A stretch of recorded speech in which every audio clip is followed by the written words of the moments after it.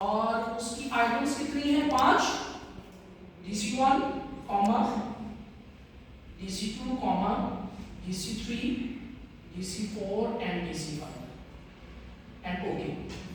तो दूसरा वेरिएबल भी कंप्यूट हो गया। आप यहां पर चेक कर सकते हैं, 2 वेरिएबल हो गया, पहला आर्टिफिशियल इंटेलिजेंस, दूसरा डिजिटल कैपेबिलिटीज। कोई प्रॉब्लम यहां तक?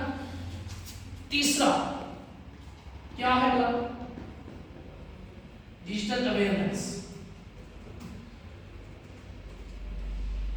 डिजिटल अवेयरनेस, तो इसमें डीए के नाम से कितने वेरिएबल है, कितनी आइटम्स है? Sorry 3, DA1, DA2 and DA3। Okay. इसके बाद ट्रांसफॉर्म कंप्यूट वेरिएबल, चौथे वेरिएबल का नाम था organisational readiness.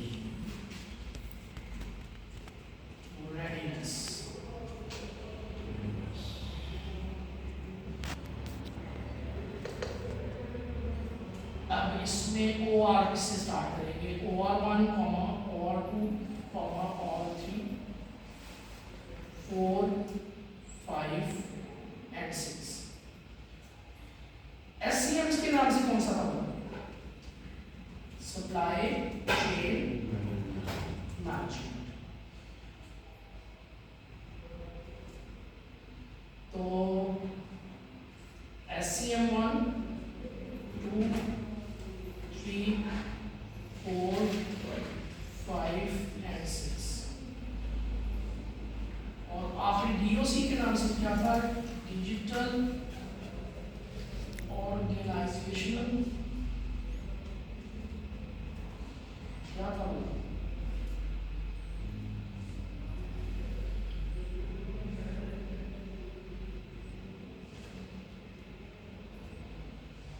Digital organisation culture.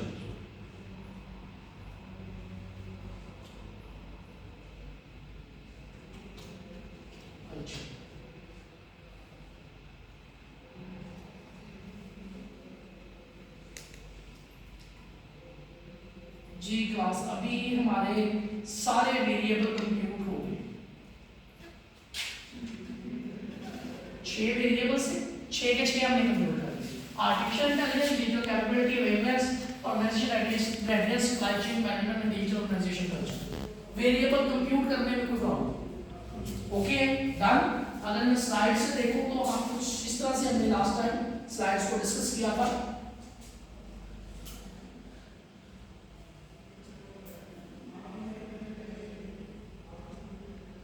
यहां से कंप्यूट वेरिएबल में कंप्यूट वेरिएबल पे क्लिक करेंगे, नेक्स्ट हमारे पास क्लिक करेंगे, हमारे पास यहां पर आ जाएंगे, तो वहां पे वेरिएबल का नाम देखेंगे, mean bracket start variable 1 comma variable item number 1 comma item number 2 bracket draw करेंगे, ऑल एंड मीन सेलेक्ट करके ओके करेंगे।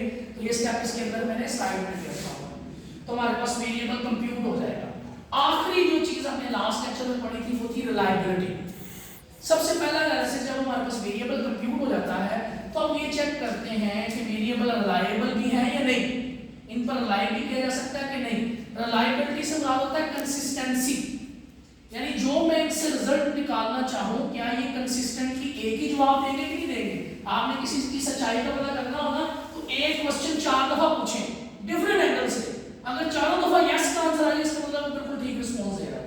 क्वेश्चनर बनाने का तरीका भी यही होता है कि आप जब एक वेरिएबल को चेक कर रहे हैं, एक वेरिएबल के बारे में क्वेश्चन पूछ रहे हैं, पहले उस वेरिएबल के बारे में सीधा सीधा क्वेश्चन पूछिए, फिर थोड़ा सा घुमा के पूछें। अगर उसने सही आंसर दे दिया इसका मतलब जो रिस्पोंडेंट है वो सही रिस्पॉन्ड कर, तो ये तरीका होता है। इसी तरह रिलायबिलिटी किसको कहते हैं कि एक ही चीज से अगर आप एक टेस्ट लगाएं, 2 दफा लगाएं, 3 दफा लगाएं, सेम आंसर दे तो हम कहते हैं कि ये वेरिएबल कंसिस्टेंट है, ये बंदा कंसिस्टेंट है, या ये बंदा रिलायबल है, कह सकते हैं ना। मैं इनके पास जाता हूं, मुझे पता है कि जब भी मैं इनके पास जाऊंगा मेरी हेल्प हो जाती है, दूसरी दफा जाऊंगा हेल्प हो जाएगी, तीसरी दफा जाऊंगा तो ये मेरे लिए क्या होगा? Reliable. Shahid Afridi is not a reliable player but Hashim Amla is a reliable player, कह सकते हैं। हाशिम आमला की एवरेज देखें तो आपको रिलायबल प्लेयर लगता है ना, वो किसी भी सिचुएशन में खेल सकता है। तो अफरीदी का पता, तो रिलायबिलिटी से मुराद क्या है? जिस पर आप यकीन कर सके कि ये हर दफा जो है वो सही मीनिंग देगा। तो रिलायबिलिटी कहते हैं कंसिस्टेंसी को। रिलायबिलिटी चेक कैसे होती है? रिलायबिलिटी का एक टेस्ट होता है जिसको हम बोलते हैं क्रॉनबेक अल्फा। क्या कहते हैं? क्रॉनबैक अल्फा, अगर उसकी वैल्यू 0.70 से ऊपर हो तो हम कहते हैं इट इज रिलायबल। यानी 70% चांसेस हैं कि ये बंदा हमारा जो है ना वो सही बंदा है हमारे लिए, रिलायबल पर्सन है। 70 से लेकर 100 तक हो गए, लेकिन अगर 70 से नीचे चले जाएंगे, 0.70 से चले जाएंगे तो हम कहेंगे ये रिलायबल नहीं है। तो हमारा थ्रेशोल्ड कहां पे आके ओके होता है? 70%। अगर एक बंदा 70% आपके लिए ठीक है, इसका मतलब रिलायबल है। 80 भी हो सकता है, 90 भी हो सकता है, 100% हो जाए तो क्या ही बात है, लेकिन 70 से नीचे आएगा तो उसको कहेंगे रिलायबल नहीं है। टेस्ट का नाम है क्रॉनबैक अल्फा। कैसे लगाया जाता है वो तरतीब यहां पर बताई है। आपने कहां पे जाना है? स्केल में रिलायबिलिटी एनालिसिस और सारी आइटम्स, बल्कि आप वेरिएबल में भी अप्लाई कर सकते हैं, सारे वेरिएबल यहां पे पुट करेंगे, ओके करेंगे तो रिलायबिलिटी का आंसर आ जाएगा। लेट्स से एनालाइज स्केल के अंदर रिलायबिलिटी एनालिसिस, आपका आर्टिफिशियल इंटेलिजेंस है, आप इसकी 6 की 6 आइटम्स को यहां पुट करेंगे, एक वेरिएबल वाइज रिलायबिलिटी, हर वेरिएबल की अलग-अलग रिलायबिलिटी चेक होती है। तो आर्टिफिशियल इंटेलिजेंस एक वेरिएबल है, उसकी कितनी आइटम है? 6। पहले इसकी रिलायबिलिटी चेक करेंगे और टेस्ट कौन सा लगता है? Alpha, means Cronbach alpha, and then okay. तो आपके पास इस तरह से रिजल्ट आएंगे। तो क्या आंसर निकला रिलायबिलिटी का? 6 आइटम से क्या आंसर आया? 0.70 से बड़ा है, इट मींस रिलायबल। अगर तो रिलायबिलिटी हर वेरिएबल की चेक करनी है, हर वेरिएबल की रिलायबिलिटी ठीक होनी चाहिए। अगर रिलायबिलिटी ठीक नहीं होगी तो आप अगले एनालिसिस पे नहीं जा सकते।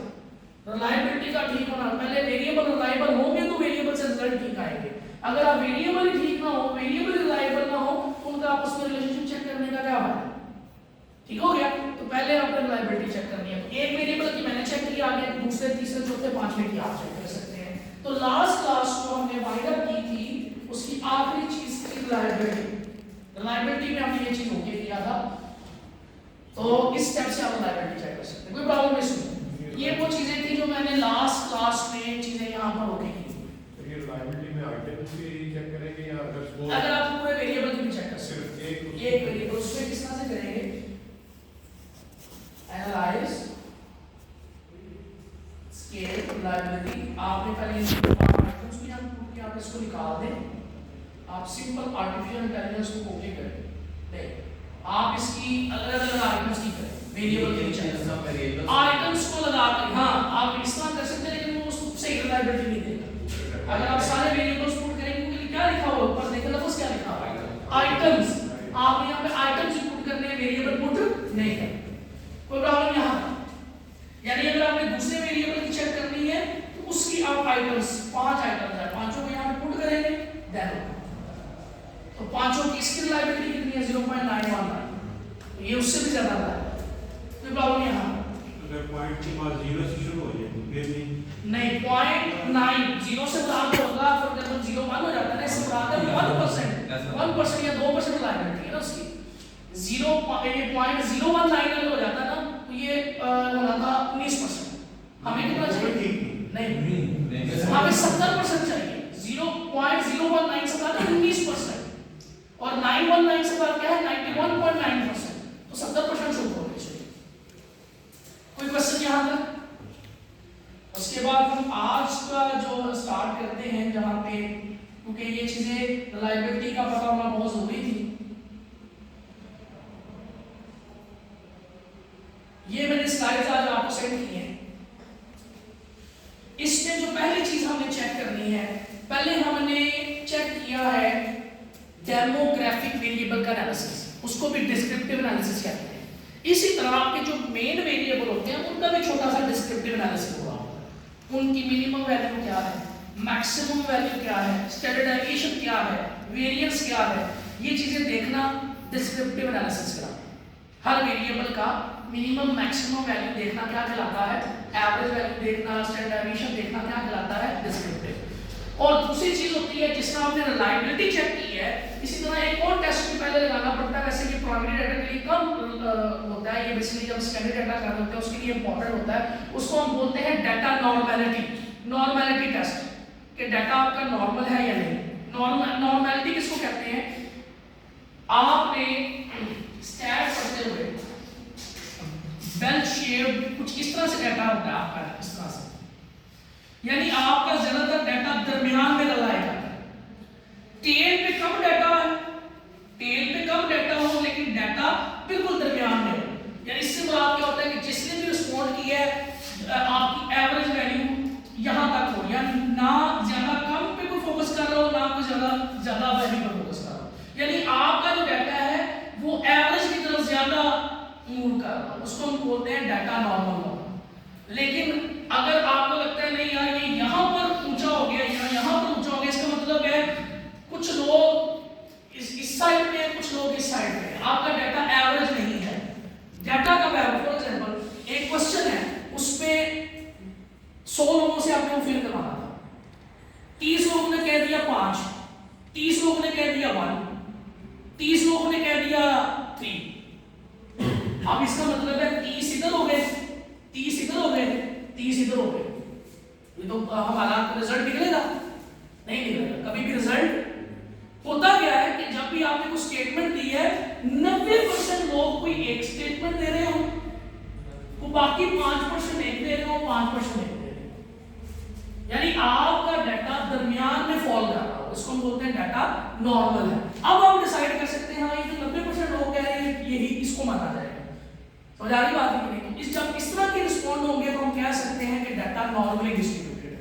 तो जब आपके 100 रिस्पोंडेंट है, 50 कहते हैं हाँ, 50 कहते हैं ना, तो आप किसी भी डिसीजन पे पहुंच नहीं सकेंगे, वो डाटा नॉर्मल नहीं होता। हाँ 90% लोग हाँ कह दे, 10% लोग ना कह दे, इसका मतलब 90% लोगों के साथ जा सकते हैं, तो that data is called normally distributed. तो डाटा का नॉर्मल डिस्ट्रीब्यूट होना बहुत जरूरी है, फिर आप किसी रिजल्ट पे पहुंच सकते हैं। तो ये कैसे चेक करते हैं, डिस्क्रिप्टिव स्टैटिस्टिक्स कैसे चेक करते हैं और डाटा की नॉर्मलिटी कैसे चेक करते हैं, इसको हम एस्टिमेशंस में देखते हैं।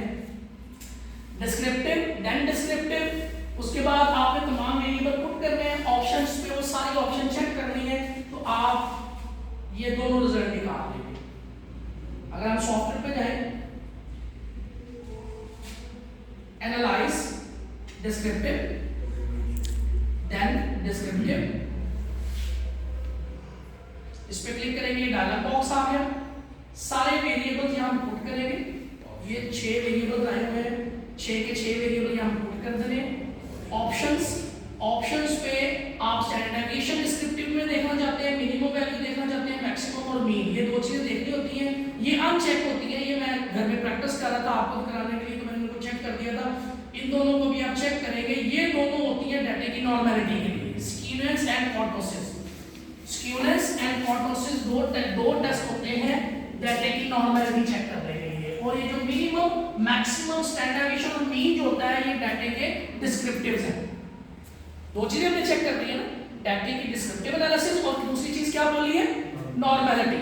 नॉर्मलिटी चेक करने के दो टेस्ट हैं, कर्टोसिस और स्क्यूनेस, जबकि वो 4 किसके लिए हैं, डिस्क्रिप्टिव के लिए। ये तमाम चीजें एक ही टेबल में आ जाएगी जब आप कंटिन्यू करके ओके करेंगे। तो ये देखें सारी की सारी चीजें आपके पास डिस्क्रिप्टिव में आ गई। तो आप डाटा को डिस्क्राइब पहले करेंगे कि मेरा डाटा जो है उसमें मिनिमम वैल्यू ये है और मैक्सिमम वैल्यू ये है। ये लगता है कुछ ना कुछ डाटा में थोड़ा सा ना फर्क है, मैंने ये 1 1 1 लिखा था, ये 5 है क्योंकि डाटा मैंने खुद रैंडमली ऐड किया हो। तो ये 1 1 आना था, मिनिमम वैल्यू मैक्सिमम 5 5 आना।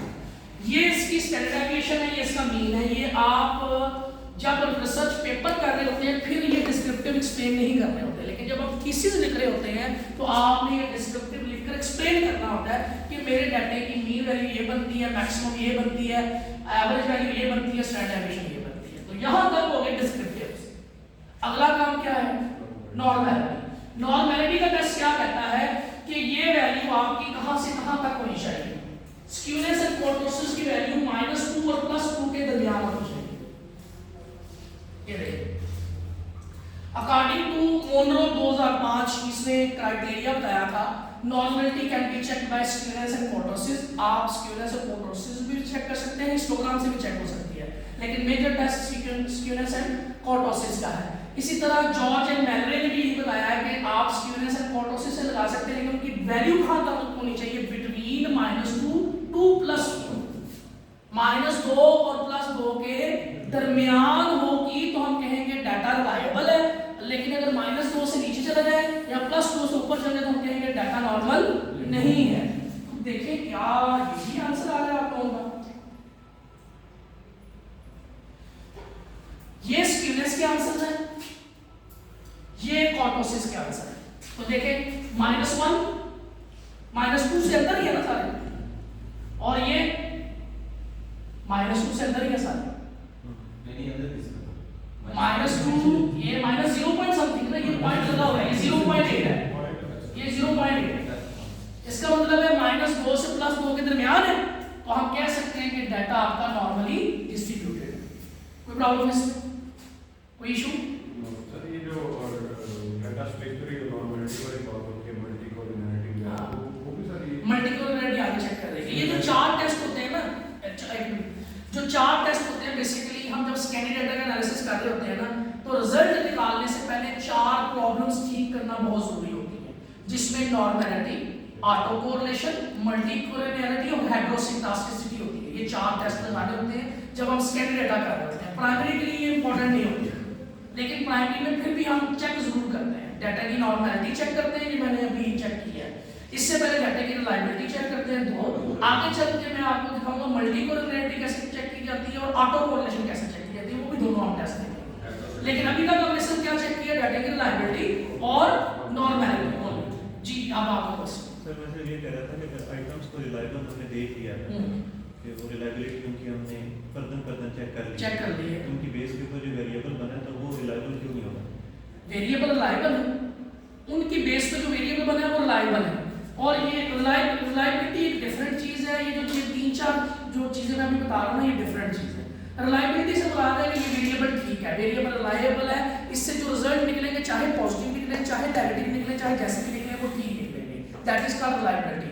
आप जितनी दफा ये वेरिएबल को यूज करेंगे, अगर एक दफा पॉजिटिव निकला तो हर दफा पॉजिटिव ही निकलेगा, अगर नेगेटिव निकला तो हर दफा नेगेटिव ही निकलेगा। ये एक डिफरेंट चीज है, रिलायबिलिटी इज डिफरेंट कि हम इस पर रिलाय कर रहे हैं।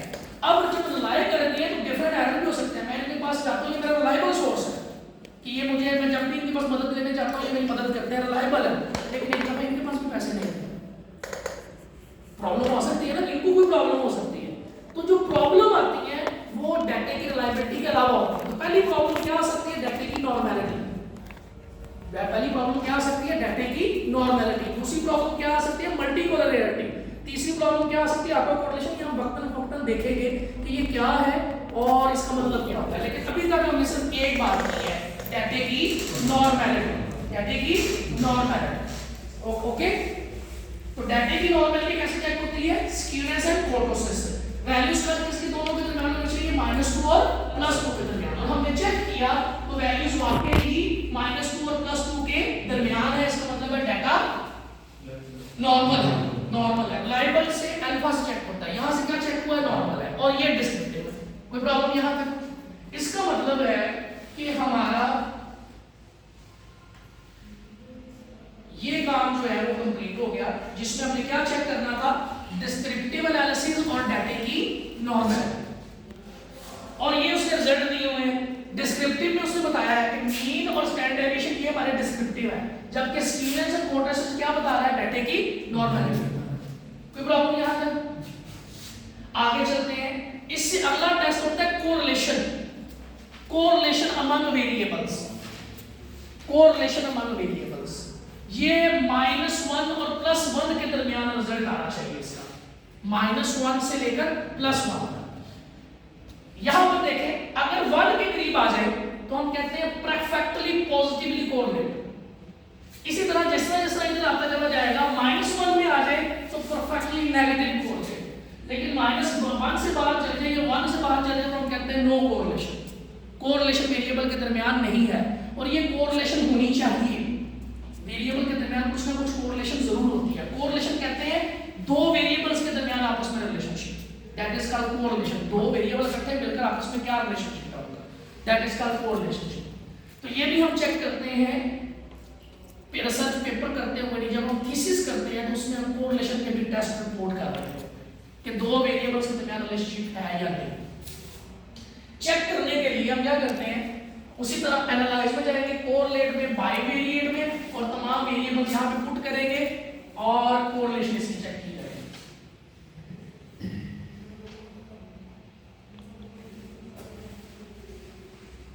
एनालाइज कोरिलेट बाइवेरिएट में क्लिक करेंगे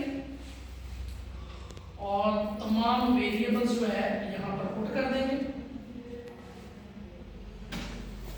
3 तरह के टेस्ट होते हैं, 3 लोग हैं जिन्होंने अपने अलग अलग टेस्ट बताए हुए हैं। नॉर्मली जो यूज होने वाला टेस्ट है वो पियर्सन है, जो उससे कम मीनिंग रखता है या वेटेज रखता है वो किंडाल है, तीसरा स्पेयरमैन है। तीनों में से जो मर्जी चेक कर सकते हैं, लेकिन नॉर्मली हम पियर्सन कोरिलेशन लगा रहे होते हैं। अगर किसी लोगों ने स्टैट पढ़ी हो तो स्टैट में आपने जब कोरिलेशन वाला एक चैप्टर पढ़ाया जाता है उसमें लिखा जाता है Pearson correlation, Pearson skewness and correlation वगैरह। अगर आपने मीन स्टैंडर्ड डेविएशन इस तरह की चीजें स्टैट में पढ़ी हो तो ये पढ़ाई जाती हो। तो बेसिकली उनकी वो जो आप मैनुअली कैलकुलेट करते थे उसको उसने सॉफ्टवेयर में कैलकुलेट करना सिखाया। तो पियर्सन ज्यादा इंपॉर्टेंट है, पियर्सन ज्यादा यूज होने वाला है। 2 टेल और 1 टेल के बारे में बताया था, बता सकते हैं 2 टेल एंड 1 टेल? 1.46 और 1.6 वो तो एक क्राइटेरिया था ना उसका, लेकिन 2 टेल से मुराद क्या है? सारी भी हो सकता है। 2 टेल से मुराद क्या है? ऐसा हाइपोथेसिस जो पॉजिटिव भी हो और नेगेटिव भी हो, उसको 2 टेल कहते हैं। अगर सिर्फ पॉजिटिव की बात करें तो 1 टेल, अगर सिर्फ नेगेटिव की बात करें तो 1 टेल। अब आप पे डिपेंड करता है कि आपके हाइपोथेसिस अगर 2 टेल वाले हैं तो इस पे क्लिक करें, अगर 1 टेल वाले हैं तो इस पे क्लिक करना है। ठीक हो गया? And okay. जब आप ओके करेंगे तो ये आपके पास एक टेबल आएगा जिसको हम कोरिलेशन का टेबल कहते हैं। इसमें ये जो 1 है, 1 प्रिंसिपल डायग्राम में जो 1 है, इससे ऊपर वाली वैल्यू भी सेम है, नीचे वाली भी सेम है। चाहे ऊपर वाला रिपोर्ट कर ले, चाहे नीचे वाला रिपोर्ट कर ले, चाहे सारा रिपोर्ट कर ले, आपकी मर्जी होती है। ठीक है? नॉर्मली ये ऊपर वाली वैल्यूज रिमूव कर दी जाती है। देखें ना, ये वैल्यू सेम है, ये वैल्यू इसके साथ सेम है, ये सेम है, इधर सेम है, इधर भी सेम है, इधर भी सेम है, इधर सेम है, इधर भी सेम है, इधर भी सेम है, इधर भी सेम है, सो ऑन। तो आप 1 से ऊपर वाली वैल्यूज रिमूव कर देते हैं। नॉर्मली इस तरह से टेबल शो हो रहा होगा 1 के नीचे वाला। अब इसका बताने इसमें किस तरह इंटरप्रेट कैसे करेंगे? सबसे पहले पियर्सन कोरिलेशन की वैल्यू है, देन सिग्निफिकेंट वैल्यू है, देन नंबर ऑफ ऑब्जर्वेशन है। कितने ऑब्जर्वेशन है? यानी 290। कितने लोगों का डाटा है? 290 क्वेश्चन, 290 रिस्पोंडेंट क्वेश्चन। एक बात क्वेश्चन सिग्निफिकेंट से मतलब रिजल्ट सिग्निफिकेंट है। कितने सिग्निफिकेंट है? क्या वैल्यू है? 0.238। क्या आनी चाहिए थी? -1 और +1 के दरमियान आनी चाहिए थी ना। 1 -1 और +1 के दरमियान नहीं है, दरमियान है। तो उसका मतलब है पॉजिटिवली कोरिलेशन है। नेगेटिव साइन तो नहीं है इसके साथ, पॉजिटिव साइन को हम कहेंगे किन दो के दरमियान? आर्टिफिशियल इंटेलिजेंस और डिजिटल कैपेबिलिटी के दरमियान पॉजिटिव कोरिलेशन है, पॉजिटिव और सिग्निफिकेंट कोरिलेशन। आगे आ जाए, आर्टिफिशियल इंटेलिजेंस और डिजिटल अवेयरनेस के दरमियान अगेन पॉजिटिव। आर्टिफिशियल इंटेलिजेंस और रेडनेस के दरमियान अगेन पॉजिटिव, स्ट्रॉन्ग पॉजिटिव। उसके बाद आर्टिफिशियल इंटेलिजेंस और सप्लाई चेन मैनेजमेंट के दरमियान। इसी तरह आर्टिफिशियल इंटेलिजेंस और डिजिटल ऑर्गेनाइजेशन कल्चर के दरमियान। ये आर्टिफिशियल का सबके साथ चेक कर लिया, फिर डिजिटल कैपेबिलिटीज का सबके साथ चेक कर लेंगे, फिर डिजिटल अवेयरनेस का सबके साथ चेक कर लेंगे। अब देखें, आर्टिफिशियल इंटेलिजेंस का और डिजिटल कैपेबिलिटी का चेक हो चुका है ना, तो क्या मुझे डिजिटल कैपेबिलिटी का और आर्टिफिशियल इंटेलिजेंस का चेक करने की दोबारा जरूरत है? इसलिए कहा कि वैल्यू निकाल देंगे। 1 के नीचे वाली वैल्यूज रखनी है, क्योंकि एक ही मीनिंग देता है, बार-बार एक्सप्लेन करने की जरूरत नहीं है। प्रॉब्लम समझ आ गई? कोरिलेशन कैसे चेक होगी, टेबल को किस तरह इंटरप्रेट करना समझ आ गया? कोई इशू है तो पूछ लिया करें। ये जो 2 टेल सिग्निफिकेंट की बात आ रही है, वैल्यू कहीं जो है 0.01 है 0.0, अगर ये बड़ी हो जाएगी तो 0. ये देखें, ये अगर 0.05 से बड़ी हो जाएगी मतलब इनसिग्निफिकेंट, और ये खुद ब खुद 1 और -1 और +1 से परे चला जाएगा खुद ब खुद। और आगे बात, कोई प्रॉब्लम इसमें? जी ईशान, कोई प्रॉब्लम यहाँ तक? Correlation okay?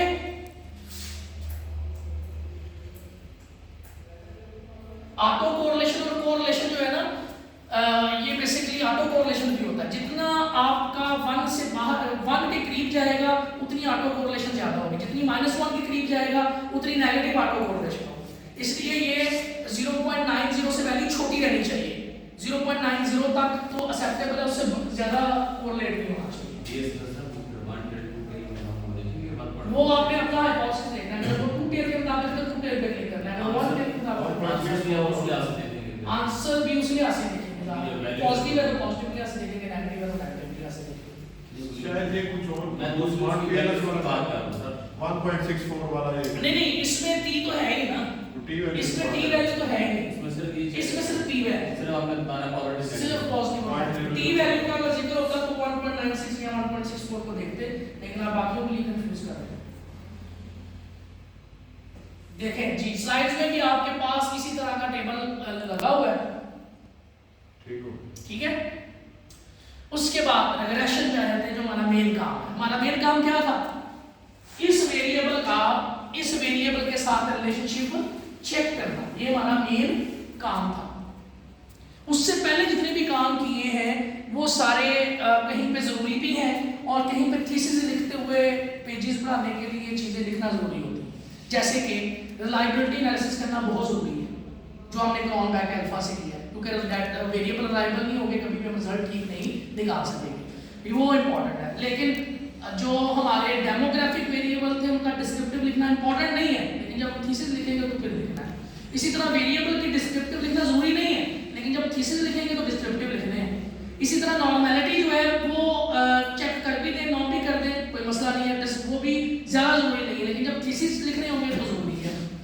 उसके बाद कोरिलेशन पेपर के लिए जरूरी नहीं है, लेकिन जब आप थीसिस लिख रहे हो तो कोरिलेशन करना जरूरी है। समझ आ गई बात?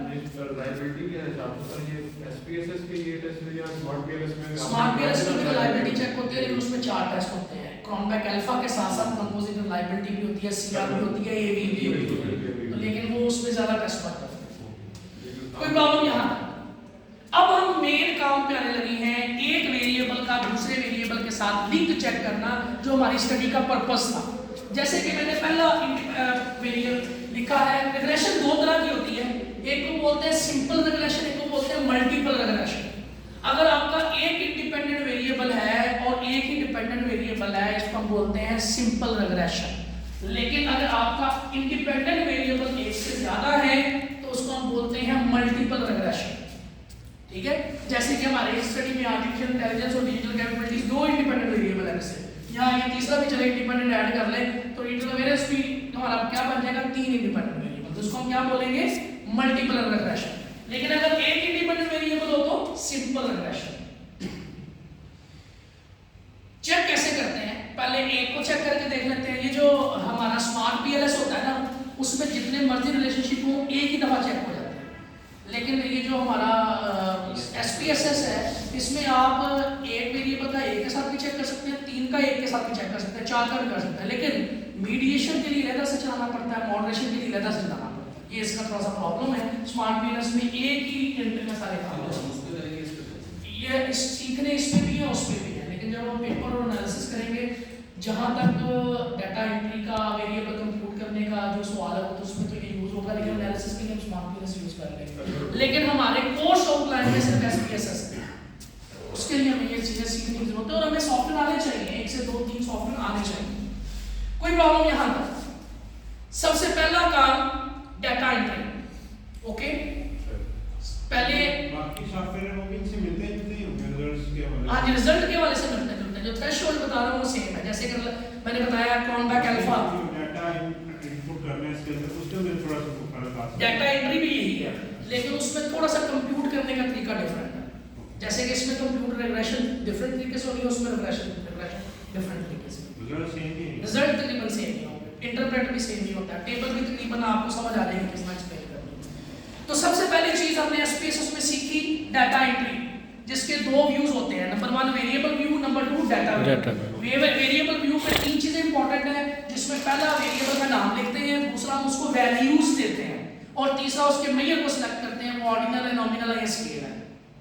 तो इस शीट पे हमने अपना सारा क्वेश्चन एंटर करना होता है। दूसरी शीट पे फिर हमने जो क्वेश्चन से डाटा आया होता है, डाटा व्यू में हमने वो एंट्री करनी होती है। ये था हमारा एसपीएसएस में डाटा एंट्री।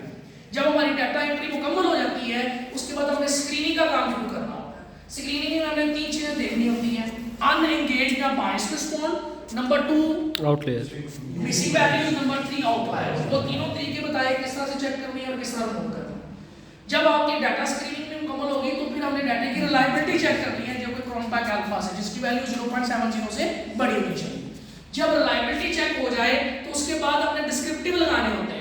डिस्क्रिप्टिव आप डेमोग्राफिक वेरिएबल के भी लगा सकते हैं, डिस्क्रिप्टिव आप अपने मेन जो वेरिएबल है उनके भी लगा सकते हैं, और डिस्क्रिप्टिव लगाते लगाते आप नॉर्मैलिटी भी चेक कर सकते हैं, जो कि स्क्यूनेस एंड कर्टोसिस के साथ चेक होती है, जिसकी value should be between -2 and +1। ठीक हो गया। उसके बाद आप कोरिलेशन भी चेक कर सकते हैं, और कोरिलेशन की वैल्यू में आपकी -1 और +1 के दरमियान होनी चाहिए, p सिग्निफिकेंट होना चाहिए। समझ आ गई बात? तो ये कोरिलेशन के टेबल में यहां तक किसी को कोई प्रॉब्लम। अब जो हम काम शुरू करने लगे हैं वो एक वेरिएबल का दूसरे वेरिएबल के साथ लिंक या रिलेशनशिप चेक करने लगे हैं, जो हमारा मेजर काम है, जो हमारे पर्पस ऑफ द स्टडी है। उसमें रिग्रेशन दो तरह की होती है, simple regression and multiple regression. अगर आपका एक आईवी एक डीवी है तो सिंपल, अगर एक से ज्यादा आईवीज हैं तो फिर क्या हो जाएगा? Multiple regression. हमारा मल्टीपल ही होगा, हमारा सिंपल तो होगा नहीं। तो हम इसको चेक करने के लिए क्या करेंगे? Analyse regression. अब हम क्या करने लगे? रिग्रेशन। रिग्रेशन में जाएंगे लीनियर, लीनियर पे क्लिक करेंगे तो हमारे पास कुछ इस तरह से आएगा table, dependent variable and independent variable. Dependent variable क्या है? Supply chain management. ऐसे ही है, हमने सप्लाई चेन मैनेजमेंट को लेट्स से डिपेंडेंट वेरिएबल कर दिया, और independent variable let's say artificial intelligence, digital capabilities और डिजिटल अवेयरनेस, लेट्स से हमने 3 इंडिपेंडेंट वेरिएबल कर दिए। ओके है, कोई प्रॉब्लम यहां तक? कोई इशू यहां तक? और ओके कर देना। जैसे ही ओके करेंगे तो ये टेबल्स आएंगे, इसमें ये 3 टेबल इंपॉर्टेंट है। ये 3 टेबल, मॉडल समरी, अनोवा और कोएफिशिएंट्स, ये 3 टेबल आपने रिपोर्ट करने होते हैं। पहला टेबल क्या बताता है? पहला टेबल आपको 2 वैल्यूज देना होता है, आर स्क्वायर और एडजस्टेड आर स्क्वायर एक चीज, और दूसरा डर्बन वाट्स। ये 2 चीजें वो देगा। आर स्क्वायर किसको कहते हैं?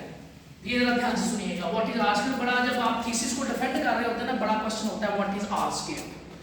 आर स्क्वायर होता है कि आपके तमाम वेरिएबल्स का कलेक्टिवली कितना इंपैक्ट है आपके डीवी पर।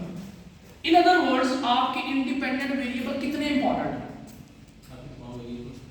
आपके जितने भी इंडिपेंडेंट वेरिएबल्स हैं उनका इंपैक्ट डिपेंडेंट वेरिएबल्स। तो कितना इंपैक्ट शो कर रहा है? 24.7 यानी 0.24%, 24%। आर स्क्वायर की वैल्यू अगर 50% से ऊपर हो तो स्ट्रॉन्ग गिना जाता है, यानी बहुत स्ट्रॉन्ग रिलेशनशिप है, यानी आपका मॉडल बहुत बेस्ट फिट है। इससे बता दिए 24 से बता दिए आपने सिर्फ वो 3 इंडिपेंडेंट वेरिएबल उठाए हैं जो सिर्फ 24% इंपैक्ट रखते हैं आपके डीवी पर। कितने परसेंट इंपैक्ट रखते हैं डीवी पर? इसके अलावा इसका मतलब है तकरीबन 75% और वेरिएबल हैं जो इस पे इंपैक्ट करते हैं, और भी 75% वेरिएबल है। यानी आज के से मुराद है आपकी इंडिपेंडेंट वेरिएबल 100% में से कितने परसेंट ले लिया, और ट्राई होना चाहिए कि मैक्सिमम इंपैक्ट हो इंडिपेंडेंट वेरिएबल्स का। फॉर एग्जांपल मैं आपको एक एग्जांपल देता हूं, सप्लाई चेन मैनेजमेंट को अफेक्ट करने वाले लाखों वेरिएबल होंगे। सप्लाई चेन मैनेजमेंट को अफेक्ट करने वाले लाखों वेरिएबल होंगे। आपने वो वेरिएबल उठाने हैं जो बड़े इंपॉर्टेंट है, आपने वो वेरिएबल उठाने हैं जो बड़े इंपॉर्टेंट है। तो आज के बताएगा कि आपने जो वेरिएबल उठाए हैं वो कितने इंपॉर्टेंट है। कितने इंपॉर्टेंट है? 24%। जितना ये स्ट्रॉन्ग होगा, जितने आपने इंपॉर्टेंट वेरिएबल होंगे उतनी ये वैल्यू बढ़ी है। आर स्क्वायर की वैल्यू जितनी बड़ी आए उतना बेटर। नॉर्मली ट्राई करें 50% से ऊपर आए आर स्क्वायर की वैल्यू, क्योंकि मैंने अभी 2-3 वेरिएबल लिए हैं, आपकी स्टडी में तो ज्यादा वेरिएबल होंगे ना, 4 होंगे, 5 होंगे, 6 होंगे, तो ये आर स्क्वायर की वैल्यू एटलीस्ट 50% क्रॉस होनी चाहिए। इससे मुराद क्या होगा? अगर ये 50 होगी इसका मतलब आपने जो वेरिएबल लिए हैं वो बड़े इंपॉर्टेंट है सप्लाई चेन मैनेजमेंट। और जितनी वैल्यू छोटी आएगी इससे मुराद होगा कि आपने जो वेरिएबल लिए हैं उतने खास इंपॉर्टेंट नहीं है। मॉडल की गुड फिटनेस इससे चेक होती है कि आपका मॉडल गुड फिट है या नहीं है। अगर आर स्क्वायर की वैल्यू छोटी आ जाएगी इसका मतलब आपका मॉडल फिट नहीं है, आपने इंडिपेंडेंट इंपॉर्टेंट लिए ही नहीं है, ऐसे उठा लिए आंखें बंद करके। और अगर आर स्क्वायर की वैल्यू बड़ी आ जाएगी इसका मतलब आपने अच्छे इंडिपेंडेंट वेरिएबल उठाए, आपका मॉडल बड़ा बेस्ट फिट है। समझ आ गई बात? कोई प्रॉब्लम नहीं जी? आर स्क्वायर की वैल्यू है जी जी, आपके सारे इंडिपेंडेंट वेरिएबल की एक ही होगी या हर एक की अलग? एक ही होगी, सबकी इकट्ठी एक ही दफा। इसने मॉडल की गुड फिटनेस बता दिया। मॉडल में 10 वेरिएबल होंगे फिर भी आर स्क्वायर एक ही होगा, मॉडल में एक इंडिपेंडेंट वेरिएबल फिर भी आर स्क्वायर एक ही होगा। तो इसने क्या बताना है? मॉडल की गुड फिटनेस। तो एक ही वेरिएबल बताएगा। मॉडल चूंकि एक है ना, मॉडल तो 10 नहीं है ना, मॉडल तो एक बनाया, चाहे इंडिपेंडेंट वेरिएबल 10 हो, कलेक्टिव इम्पैक्ट बताएगा। कोई इशू यहाँ जी। दूसरी चीज है डर्बन वाटसन टेस्ट इस टेबल में। वो कितना है? डर्बन वाटसन क्या बताता है? Auto correlation. सर ये काइंडली ये भी आर और एडजस्टेड आर ये भी थोड़ा सा। हाँ जी, आर स्क्वायर और एडजस्टेड आर स्क्वायर से। आर स्क्वायर होता है विद एरर्स। आर स्क्वायर क्या होता है? और भी स्टडी में ना एरर्स भी होते हैं, जिसको हम लेवल ऑफ सिग्निफिकेंस भी कहते हैं, लेवल ऑफ एरर भी कहते हैं। एरर के साथ जो आर स्क्वायर होता है उसको आर स्क्वायर कहते हैं। जो एरर को रिमूव करके आर स्क्वायर निकलता है उसको बोलते हैं एडजस्टेड आर स्क्वायर, यानी एरर को एडजस्ट करके जो आर स्क्वायर निकलता है, that is called adjusted R square. ठीक है, और जाहिर है आर स्क्वायर से एडजस्टेड आर स्क्वायर थोड़ा आएगा, छोटा आएगा, क्योंकि उसमें से एरर खत्म कर दी है। समझ आ गई बात? तो इसलिए इसको एडजस्टेड आर स्क्वायर कहते हैं। तो आप एडजस्टेड आर स्क्वायर की ज्यादा वैल्यू आपको रिपोर्ट नजर आएगी पेपर से। इससे बाद 23.9 यानी 24% वो उसकी वो इंपॉर्टेंट नहीं है, वो सिंपल आर है। इंपॉर्टेंट चीजें तीन है, R square, adjusted R square, double Watson. बाकी चीजों को आपने एक्सप्लेन नहीं करना और इररेलेवेंट। आगे है डबल वाटसन। डबल वाटसन क्या बताता है? Auto correlation. क्या बताता है? Auto correlation. इसकी वैल्यू 0 to 2 होनी चाहिए, 0 to 2। तो आपकी कितनी है? 1 पॉइंट। इसका मतलब है आपके दरमियान ऑटो कोरिलेशन का प्रॉब्लम नहीं है। अब ऑटो कोरिलेशन होती क्या है? नॉर्मलिटी की समझ आती थी क्या? नॉर्मलिटी की समझ आ गई थी क्या? कि डाटा नॉर्मल डिस्ट्रीब्यूटेड होना चाहिए। नॉर्मल डिस्ट्रीब्यूटेड क्या हो कि एवरेज वैल्यू बड़ी होनी चाहिए, यानी तमाम लोगों ने 3 से ज्यादा में क्लिक किया हो। ये ना हो कि आधे लोग 1 की तरफ हो, आधे 5 की तरफ हो, सब तमाम वैल्यू एवरेज इनकी बड़ी आ रही हो, वो होती है नॉर्मलिटी। ऑटो कोरिलेशन क्या होता है? ऑटो कोरिलेशन का इफेक्ट बेसिकली सेकेंडरी डाटा पे ज्यादा इंपैक्ट हो रहा होता है जब आपकी वैल्यू ईयर्स वाइज होती है। इससे मुराद होता है कि एक वैल्यू का दूसरे वैल्यू के ऊपर इंपैक्ट आ रहा है, टाइम सीरीज डाटा में ज्यादा होता है। ऑटो कोरिलेशन से मुराद है ऑटोमेटिकली कोरिलेट करना। एक वैल्यू लेट्स से पिछले साल अगर कोई पॉजिटिव रिलेशनशिप था तो इस साल भी पॉजिटिव निकल आएगा।